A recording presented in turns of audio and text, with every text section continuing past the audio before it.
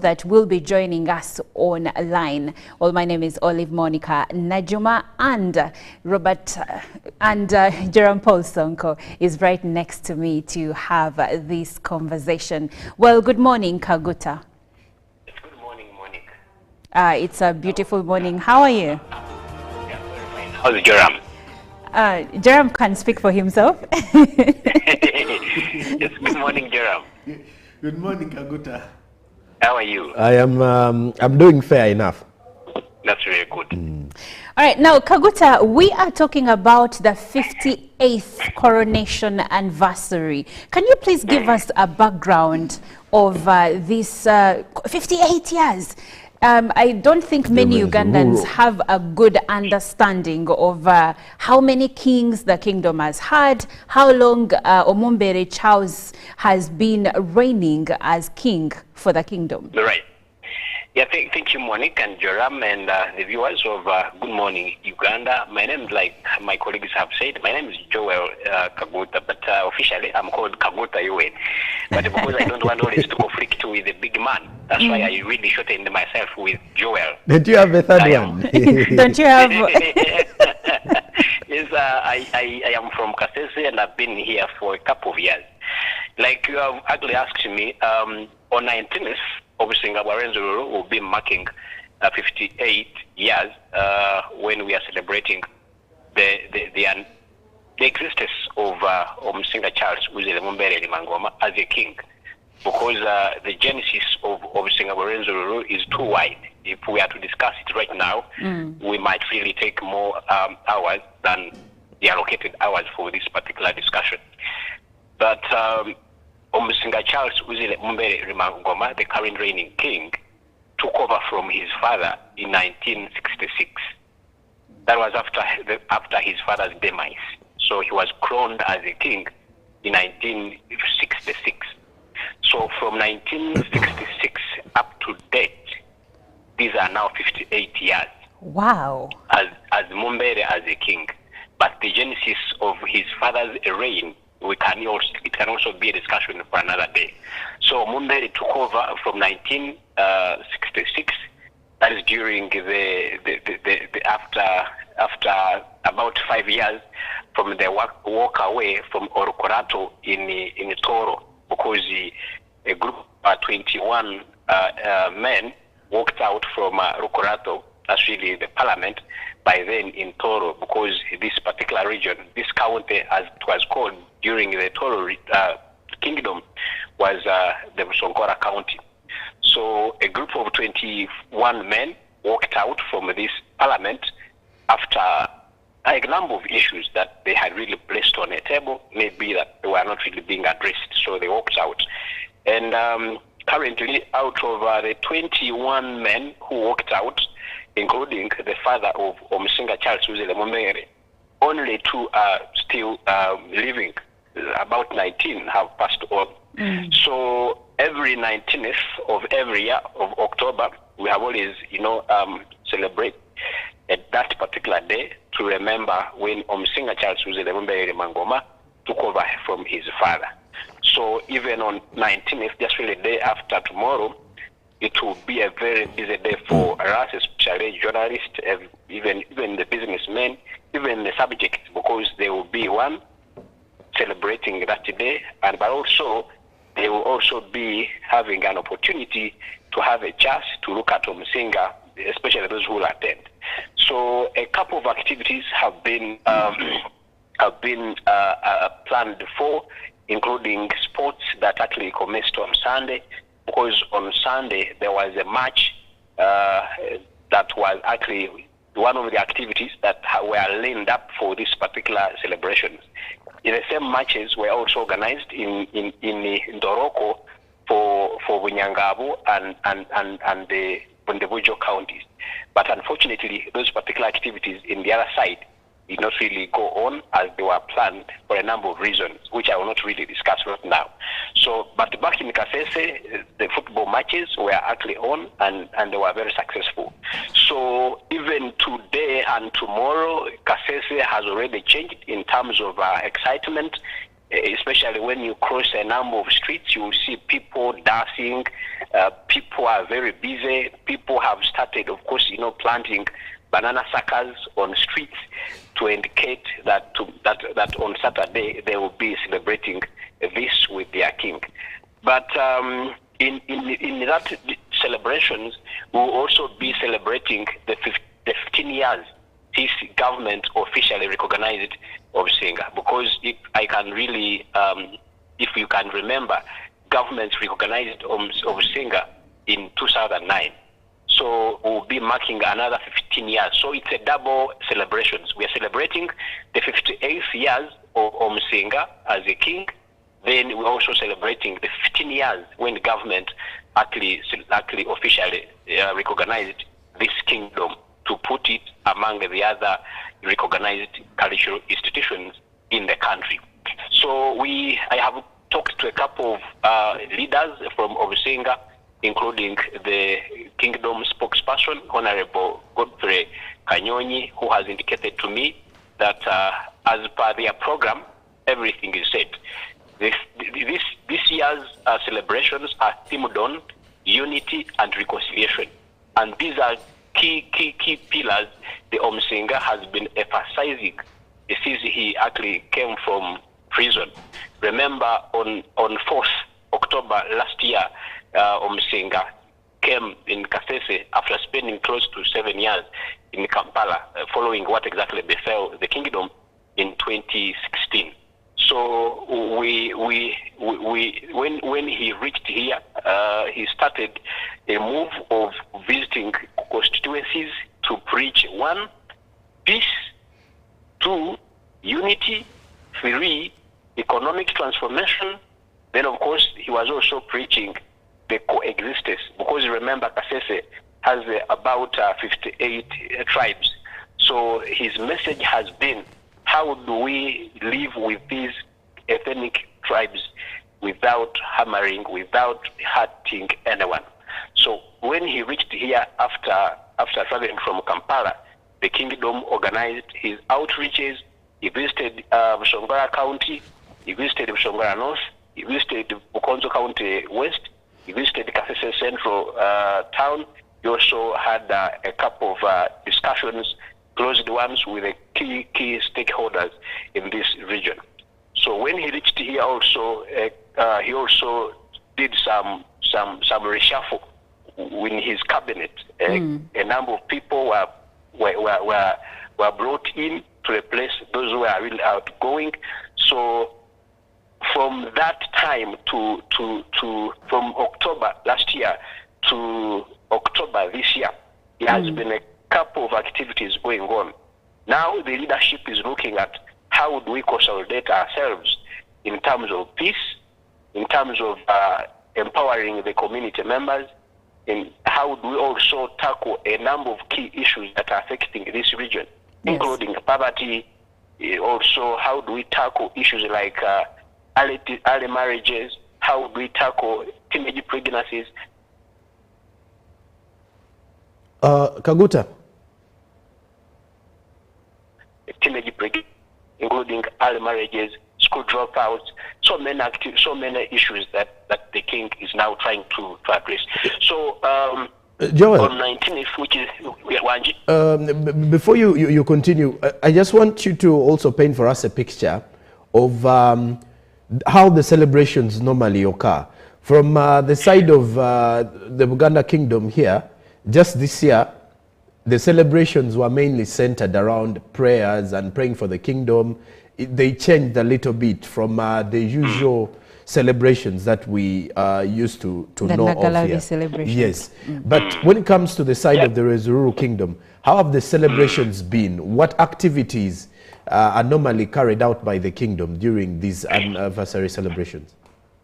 Yes, of course, during every celebrations, the king, I think what normal happens here is that the king performs a number of cultural rituals, which sometimes performed out of camera. So it's the same thing that the king will be doing. And of course, there is a place called Obuhikira Royal Hill. It's just a few meters away from Kase town. So it's a place that has been modernized as far as performing these rituals is concerned.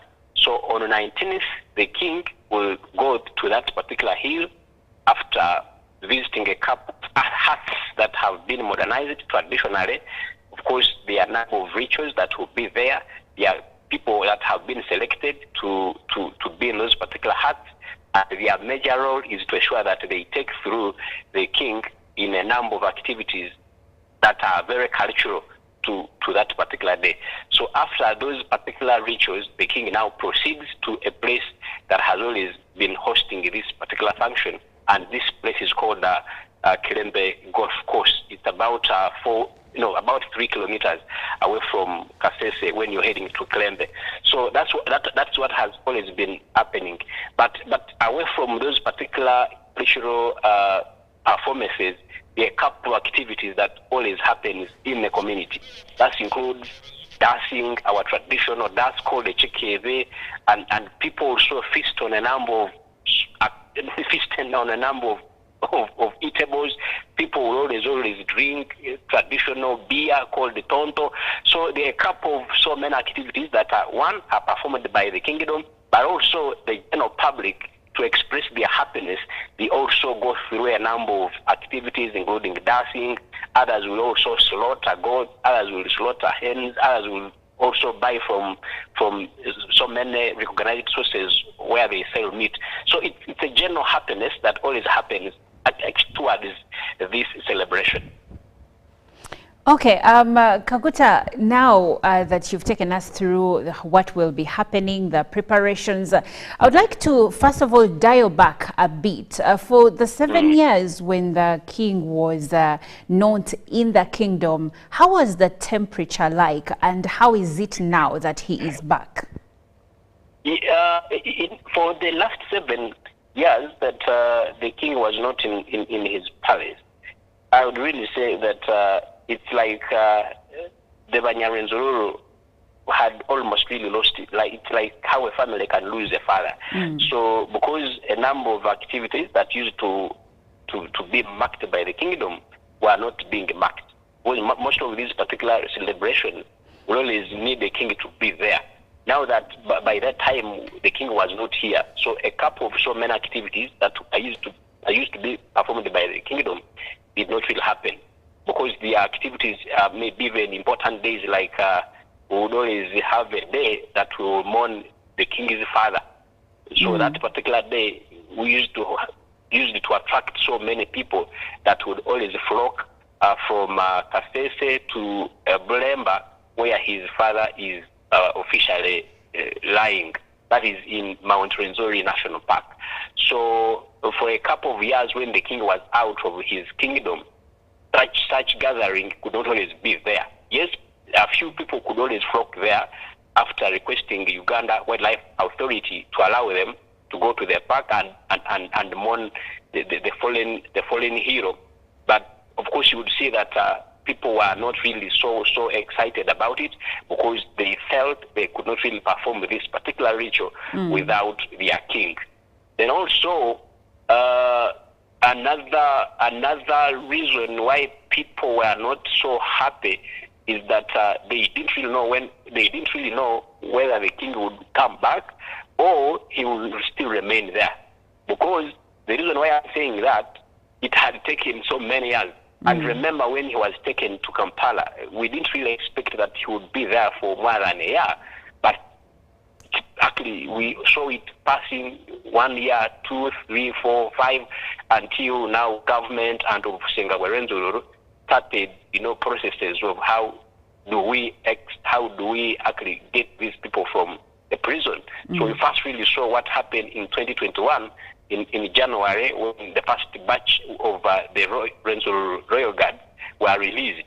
And then later, the second batch also came until the Omusenga was also allowed to travel freely to Kasese. So before he came, it was a sad mood. You will always see people in a sorry mood. But when they heard that finally their man will be coming, people were excited, and everyone was excited. That's why you saw when he came in October, you saw what exactly happened in Kasese.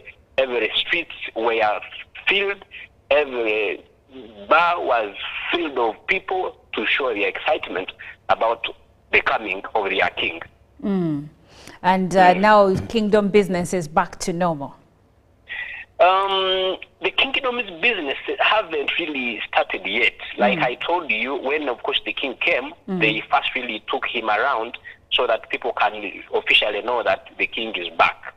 But remember, during the bombardment in 2016, there are a couple of projects that were actually put on hold. For instance, the kingdom had a university called the Rwenzori Heritage University. So students who are there by then, and they are nowhere to be seen. Yeah. Also, the university is also nowhere to be seen.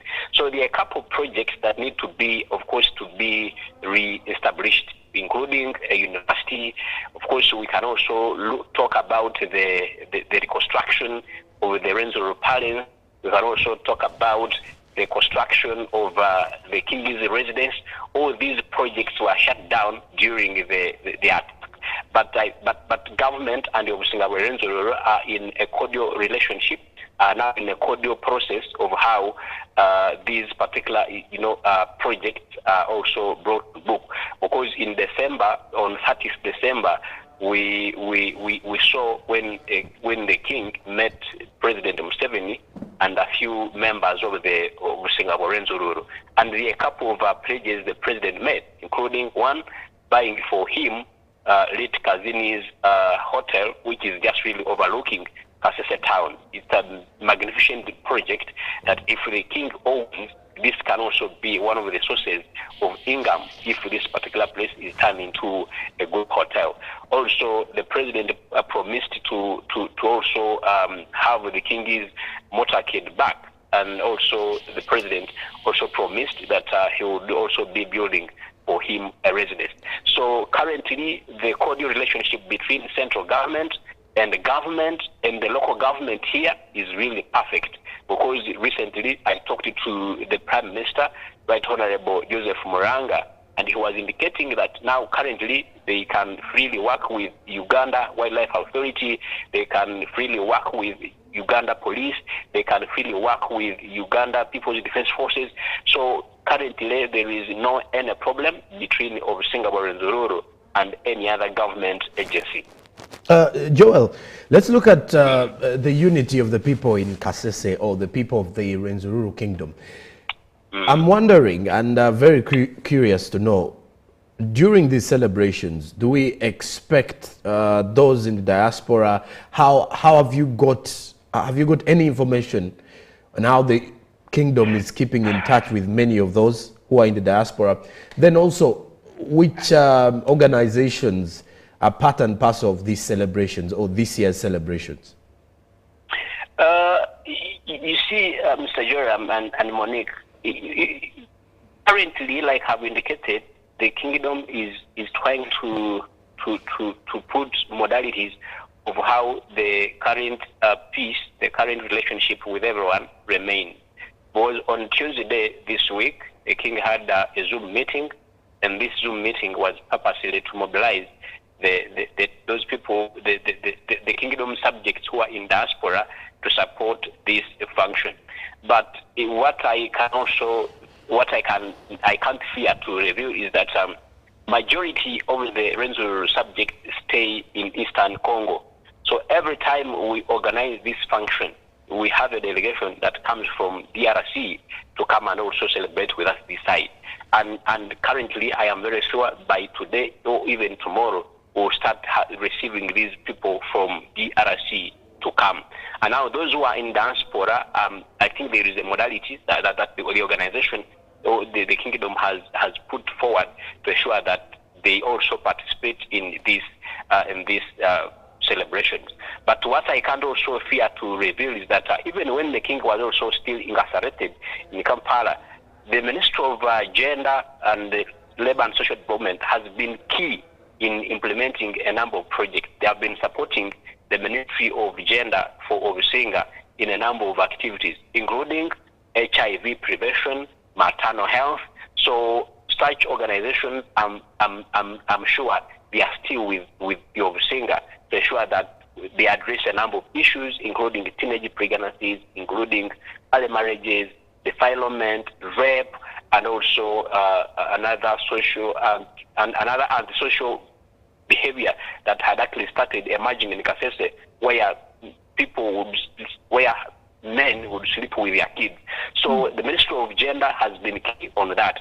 But also, locally, this local government is cordially working with the Obusinga to ensure that this function is colorful. Also, Kasese municipality, headed by Charles Kahendo, is also working around the clock to ensure that the function is colorful. And there are a couple of organizations around here that have also indicated that they will be supporting this celebration, because the kingdom, according to the officials, they are working on a budget of around 500 million. So if you don't feel mobilized very well, it might really be very hard for Obusinga, which seems to be starting like, starting over. Starting exactly following what exactly had befell them. It might really be hard for them to realize that amount of money. So, but when I talked to the spokesperson, he said about 60% of the budget has been realized. So the 40% they are still working around the clock to ensure that that budget is met. And the head of state, President Yoweri Kaguta Museveni, is expected to be the chief guest to grace this function on Saturday. All right. Now, Joel, regarding the clashes of 2016 and now, of course, the return of the king, I'm curious to know how the kingdom is working to ensure peace and reconciliation in the kingdom. Are there any strategies that have been put in place to ascertain peace and reconciliation going forward? Yes. You see, when the king arrived in Kasese after about a few weeks, like I said, he started traversing the entire district. And like I said, that the entire district is actually hosting about 53 tribes. He visited even areas that seems to be dominated by other tribes, like he was in Katwe, and the message was, we need to forget what exactly happened. And to me, that's a very key message when the king says, yes, there could have been mistakes between the two parties, what I mean, between Obusinga and maybe the central government. But we need to bury the hatchet. We need to reconcile. We need to forgive each other. Yes, Obusinga, we might have really wronged somewhere. But also, maybe even during the operation, there could also be some mistakes. But we need to bury all these differences, and then we resume normally. And if you happen to listen to the Obusinga Prime Minister, Right Honorable Joseph Muranga, who was once a member of Parliament for 2 terms, became an RDC, his message is, can we reconcile? Can we forget what happened? If there were mistakes, can we rectify them? Now that's why currently the new word in Obusinga is, we are rebranding. We are rebranding, and in that rebranding, it includes the reconciliation, that's reconciling with each other. That's why I told you that currently the kingdom is cordially working with Uganda police, which initially it wasn't like it is today, because you remember, even before the 2016 attacks, there had been reports that some of the subjects of Obusinga attacking, government installations, including police, so many things. So, but all these particular issues have also been addressed, and the kingdom has assured everyone, especially here, including government officials, that if in case they hear anything, either negative, because I can't really deny that there are people who don't want to see a king reigning in his kingdom. They are there, so they can still, plan something evil. But the king has said, in case you feel that's the mistake, come to us, let us really talk. But also, what is key currently is that the kingdom has pronounced itself that they will not entertain politics in the cultural affairs. Because initially, I think, they realized that politics was also one of the areas that was bringing more, conflicts within the kingdom. So they have pronounced herself, the kingdom has pronounced herself that they will not entertain politics in the kingdom. That's why even during the recent reshuffle, the kingdom made it clear that if you know that you are my minister, you are a minister of this kingdom, and you have political ambition, it would be better if you write to me and then we excuse you so that you go and concentrate on your political journey. And a couple of about 3 to 4 ministers wrote to him indicating that they have political ambition, and he allowed them to go. Currently, they are moving around silently, asking for support, but we have not really mentioned that they are from kingdom, so they should be supported based on that. That one has not come out, and the Obustinga has also put mechanisms to ensure that anyone who campaigns basing on or maybe aligning himself with Obustinga, they will not really entertain that. And to me, that's really something that is very, very key, because they realized that politics was also causing more issues within the kingdom. Well, thank you, Mr. Kaguta Joel, or I should say Yoweri Kaguta. Thank you so much for speaking to us. You're welcome, Monique. We really appreciate that. Have a lovely day, and we wish you the best of the celebrations come 19. And let me also invite you to come and attend, because it will be a very good day for you to come and see how the Bakonjo culture and other tribes are exercising their culture. Okay, thank you so much for the invite. Well, we will let you concentrate on the events, and Good Morning Uganda continues. We'll take a short break. We'll be right back.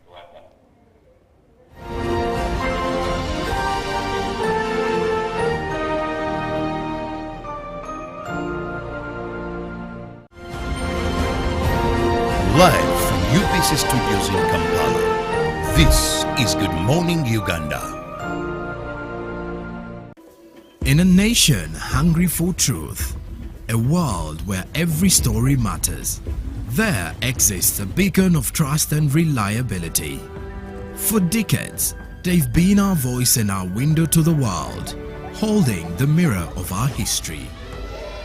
With 4 TV stations and 11 radio channels spanning 27 languages, they stand as guardians of information, defenders of truth.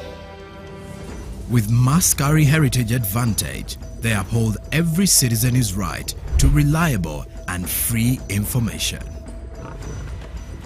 Their archived stories shaped our past and illuminate our present. Yet now, as new challenges arise and the world evolves, their mission faces its greatest test yet. Be part of our journey and let's navigate the unknown, uncover the untold, and safeguard our future together. Tune into your public broadcaster, for it is the intersection of trust and truth. Because to UBC, your story, every story, and every voice matters. UBC, inspiring Uganda. This weekend on UBC. You're telling me what your father does, you're telling me what you do, but who are you? Because true communication that is going to build intimacy, that is going to make a marriage strong, that is going to make you enjoy your marriage, must be transparent. It's got to be vulnerability. You got to talk to me. This is me, okay? So you accept me or not.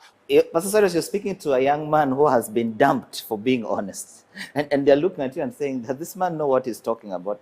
Have you met the young girls on the street today? Do you know how hard it is to vibe a Gen Z? When you hear women who say, I can't talk to you if you're not driving a Mercedes, that woman is hurting. She's ignorant too. She doesn't even know what connection means. She doesn't know how to build a relationship. Because communication will bring connection. The meaning of connection is relationship. So if you don't connect transparently, you literally open up. That's what I'm driving to. You open up, hiding nothing, just delivering things the way they ought to be. If poverty has beaten you, why don't you rise up and do something about it? Why do you want to let marriage fix your poverty? It's ridiculous. Could be the only card you have. The only card you have is to get marriage to fix your poverty. To get a man you actually love, but who is not broke. Who's not broke? Who is a broke man? The majority of the guys on the streets. This weekend on UBC.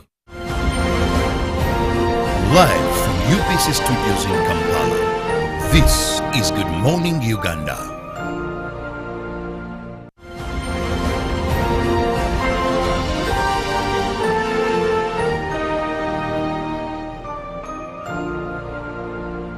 This time, going down the Nile.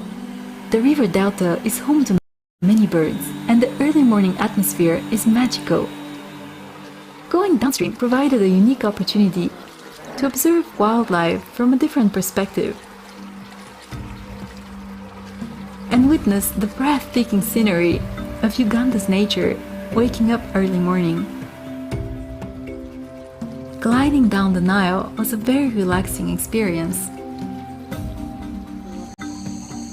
Along the shore, we were lucky to see the shubio again.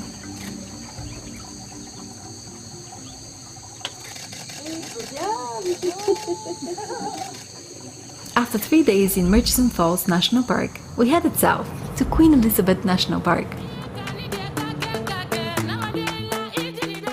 Traveling the roads of Africa is a colorful adventure. Comfortably seated in our jeep, we observed the daily interactions of people as their lives unfolded right before our eyes. On this particular day, there were huge processions to celebrate Easter. And everyone was dressed in their best outfits. Some of the processions went on for miles.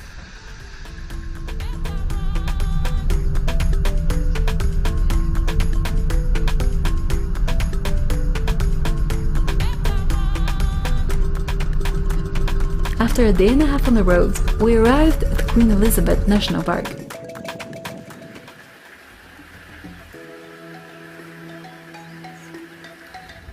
At first glance, Queen Elizabeth seemed to have less wildlife than Murchison Falls National Park. The landscape here seemed a bit less varied, and the park is very dusty. We saw way more tourists and safari jeeps in Queen Elizabeth than in Murchison Falls. Driving through the park, you can see Uganda's tallest mountain range on the horizon, the dramatic Rwenzori Mountains, which make for a stunning backdrop. The park is very photogenic.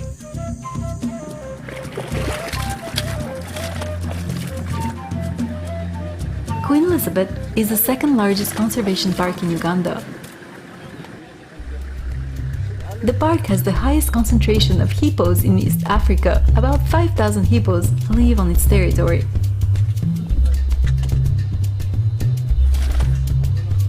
There are also many buffaloes, elephants, and antelopes. We saw many lions roaming around the park, solo or in large prides. We were very excited to spot the baby serval, the African wildcat. We were also very lucky to see another leopard from up close. Her name is Grace, and she wears a GPS collar. I had never seen this before, but in Uganda, the rangers have put GPS devices on a few of the big cats in the park to be able to track their movements. You can pay additional money for a leopard or a lion experience, and the rangers will take you right to the animal you want to see. It's an expensive add-on, and we did not pay for it. We were lucky that our guide was able to find Grace for us. Queen Elizabeth National Park has local villages within the park's boundaries, and people live alongside the wildlife.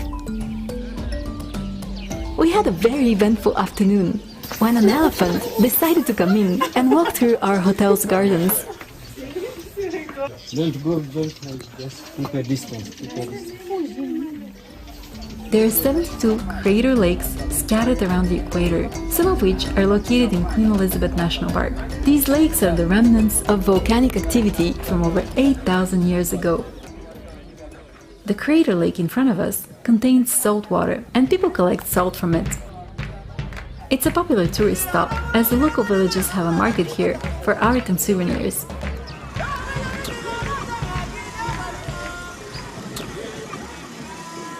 One of the park's most iconic features is the Kazinga Channel, a natural waterway that connects Lake Edward and Lake George. The banks of the channel attract many animals that come here to enjoy the water. Look how much these buffaloes are loving their spa time. They're laying in the water with so much pleasure.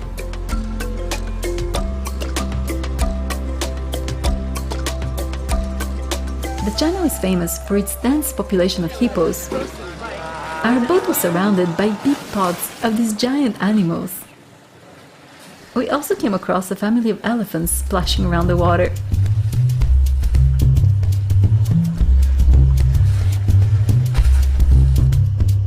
Queen Elizabeth is ranked as the second best bird-watching area in Africa. Here you can see over 600 species of birds, some of which live along the channel. We also spotted a few crocodiles and marveled at the beautiful scenery.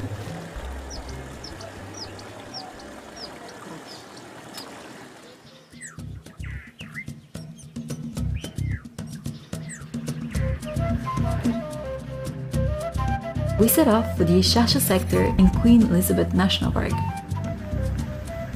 The Ishasha sector welcomed us with many butterflies along the road. We noticed an elephant digging a hole in the middle of the meadow.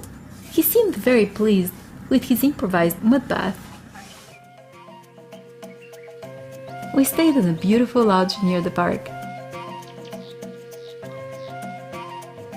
This is how our shower water is being heated.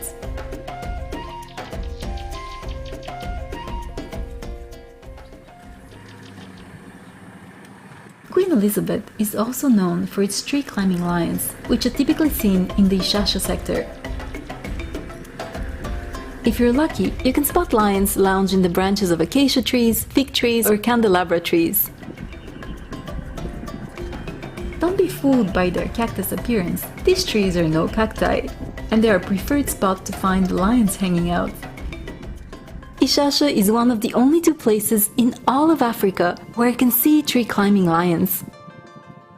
What an unusual lion behavior! Next, we're headed further south to the Bwindi impenetrable forest.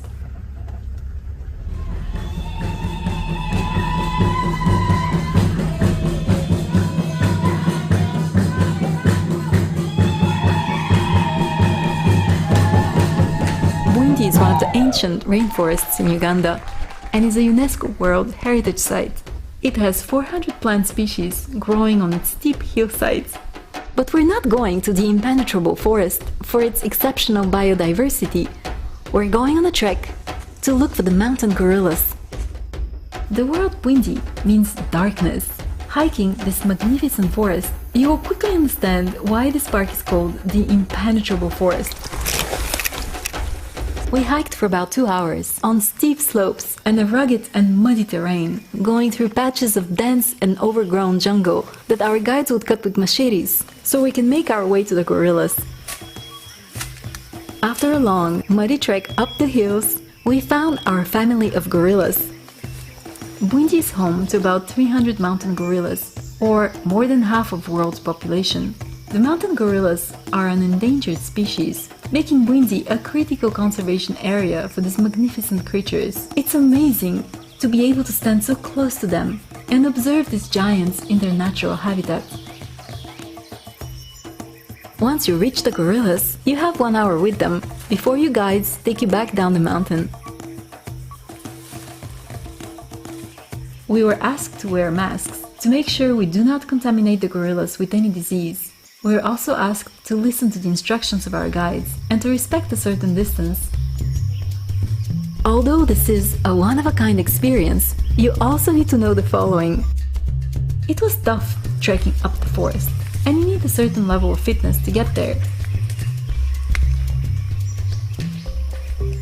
By the time we found the gorillas, it was almost midday. The sun was hot and blinding. So our gorillas went into the dense vegetation and completely disappeared. It was very hard to take any photos. We could barely see them moving behind the thick jungle leaves. This is a very individual experience, and everything depends on your luck, the terrain, and the gorilla family you'll be sent to find. You might get lucky and spend a full hour observing them. Unfortunately for us, our gorilla family decided to hide in the jungle.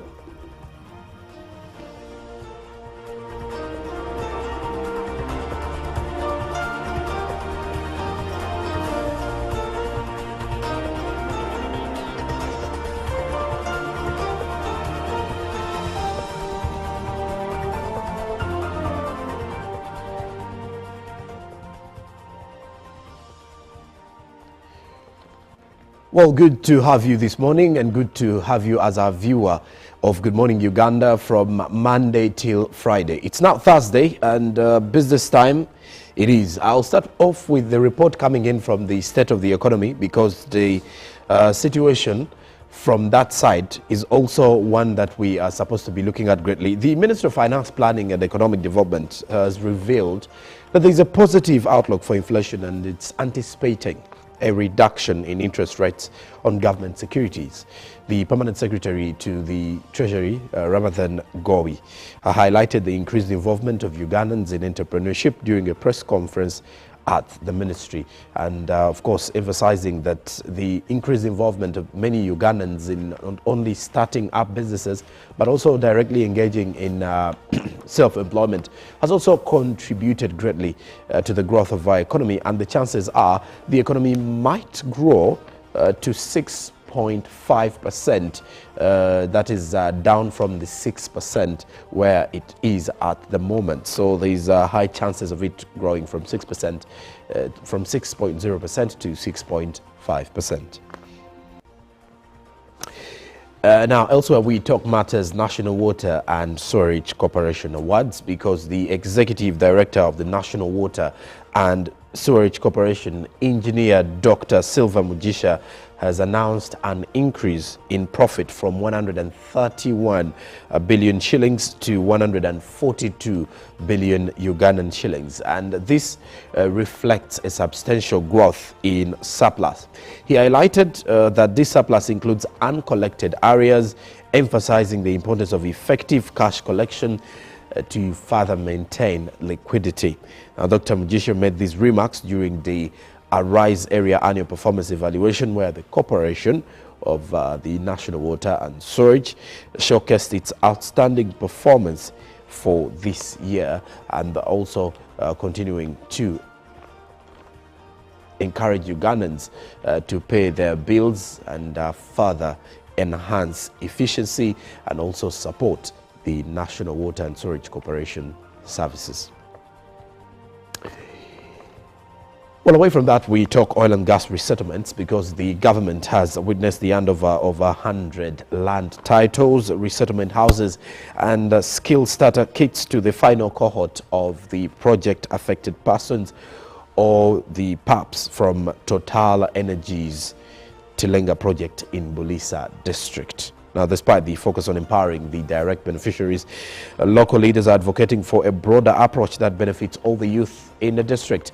Remember, with the oil and gas taking center stage, however much the hopes of the first drop of oil coming in next year are still under a little bit of scrutiny, but you get to realize that many of the young people within Bulisa district and the neighboring districts, so to say Hoima and the like, are all looking and gearing up to how they can directly benefit from the oil and gas sector, while the others feel they can be service providers of the same and gaining from it.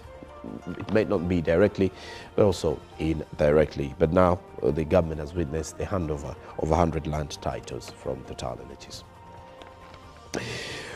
And away from that, we now talk matters refugees, because panic and tension has engulfed the refugee leaders in Nachi Valley, in the Nachi Valley refugee resettlement in Isingiro district, following the closure of the emergency food assistance program that was aiming at providing food to the new refugee arrivals. The Nachi Valley refugee camp receives over 500 refugees from the Democratic Republic of Congo per week, but leaders are now worried on what to do for them, because many of those that have been sending in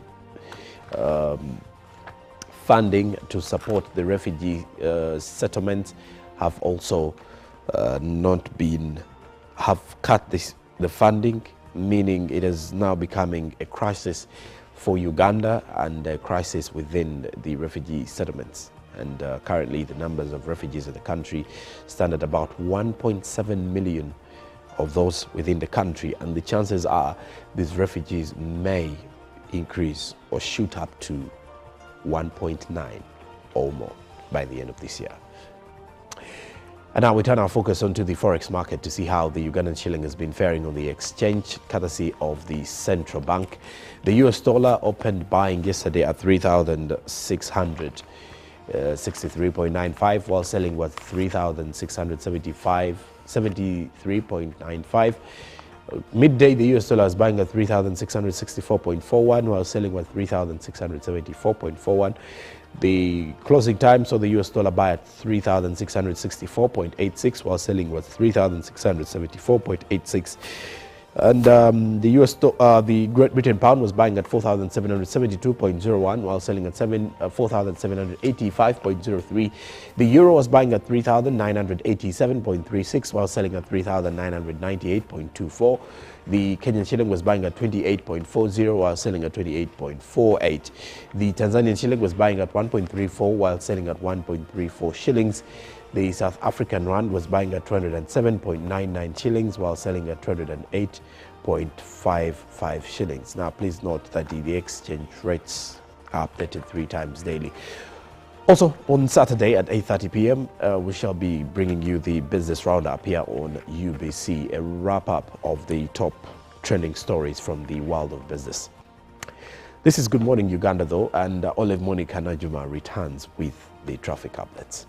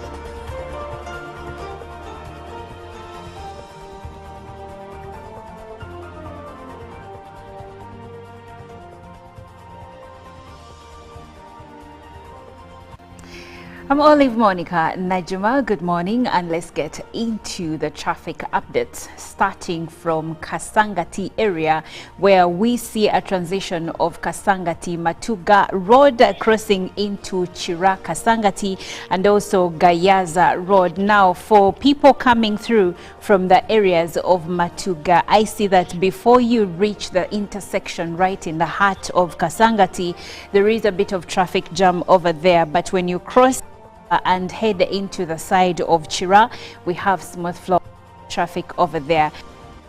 Of attention to be focused mainly on Gayaza Road,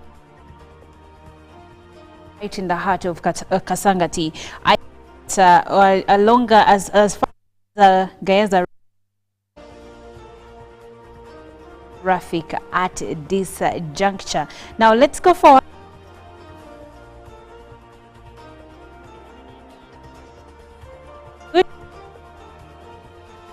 In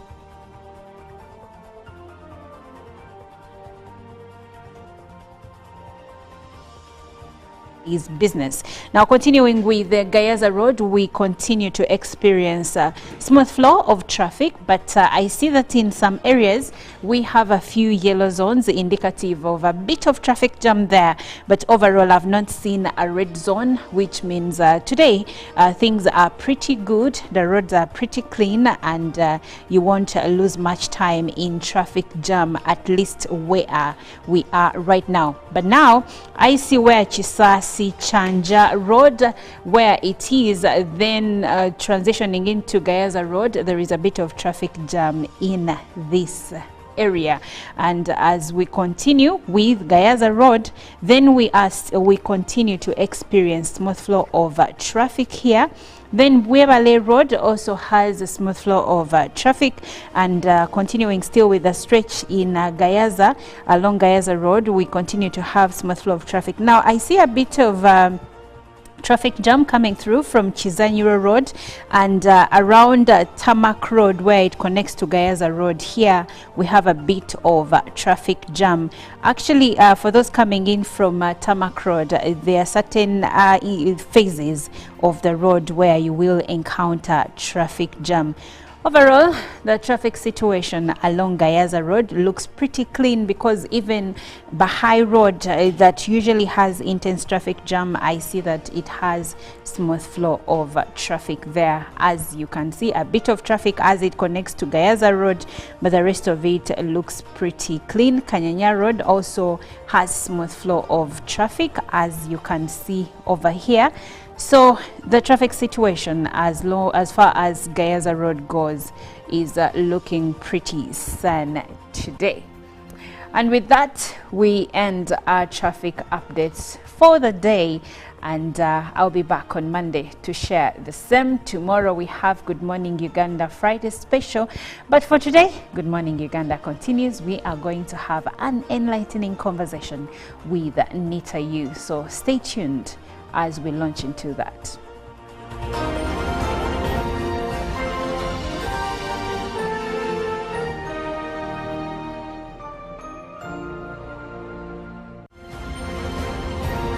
Live from UBC Studios in Kampala, this is Good Morning Uganda. Pick of the day on UBC. He expected me to die like within the first 2 years. Out of the blue, the child will get pains, especially in the wrists. And this happens commonly when children are starting to walk. Was brought to you by I'll call you every day, yeah, yo, baby, don't know. You can now get all the Chibuzi out with MTN voice bundles. Call all networks. Kubei Dondoro. Buy a 25-minute voice bundle for only 1,000, or buy any daily voice bundle of your choice. Dial *100 *21# and select daily, or use the My MTN app. When we talk together, we are unstoppable.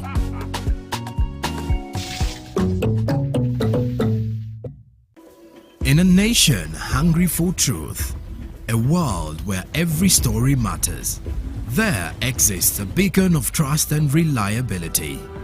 For decades, they've been our voice and our window to the world, holding the mirror of our history.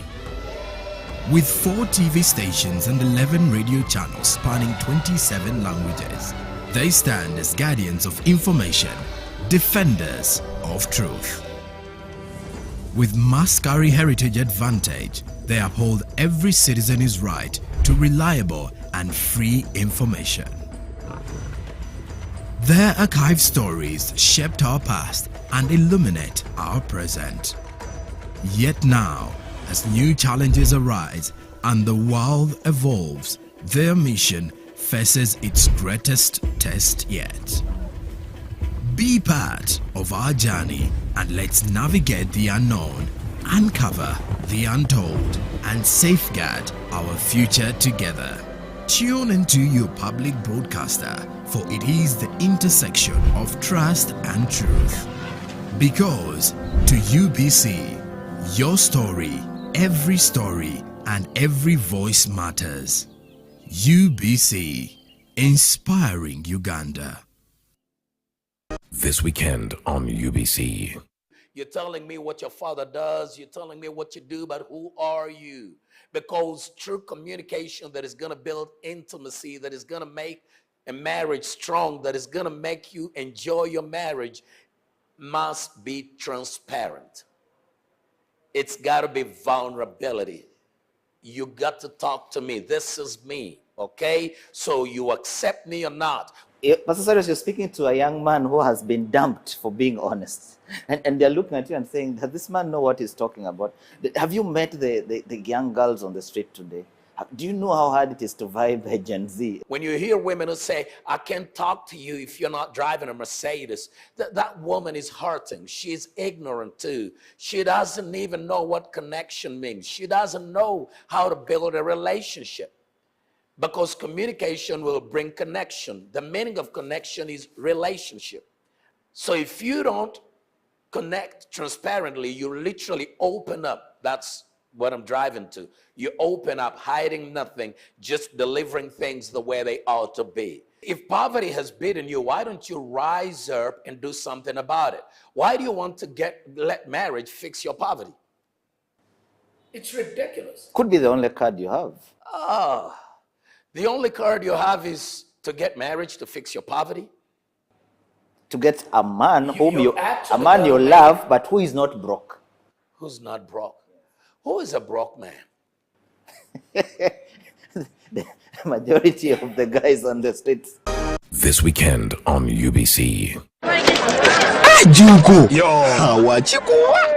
Check the shopping, man. What's your secret? Haven't you heard of the parish development model PDM? Yes, I did, but I thought it was just a talk. No, it is real. I and a few friends together formed a circle, accessed money from the PDM, invested in a portrait project, and now things are moving. Junko. I thought I was one of your friends. You are. But you left me behind. I didn't leave you in poverty. What you do, just visit your LC2 chairperson and your parish chief and start the process of economic transformation. Just like that. The parish development model is an initiative from the government of Uganda through the Ministry of Local Government designed to transform all lives of Ugandans for the better. PDM, my parish, my development, my life. Live from UBC Studios in Kampala, this is Good Morning Uganda.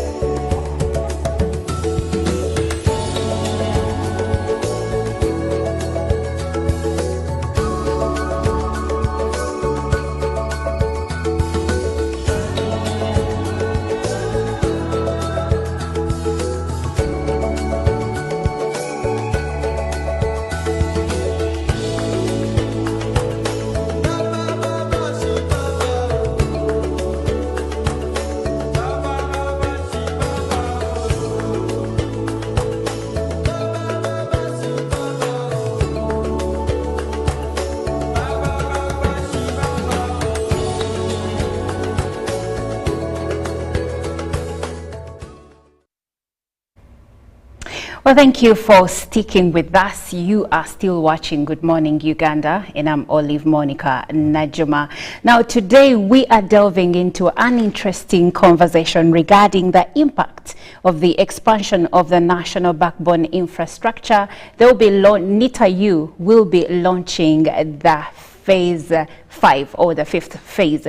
And I'll be having this conversation with the Executive Director, National Information Technology Authority Uganda, that is Dr. Hatwib Mogasa.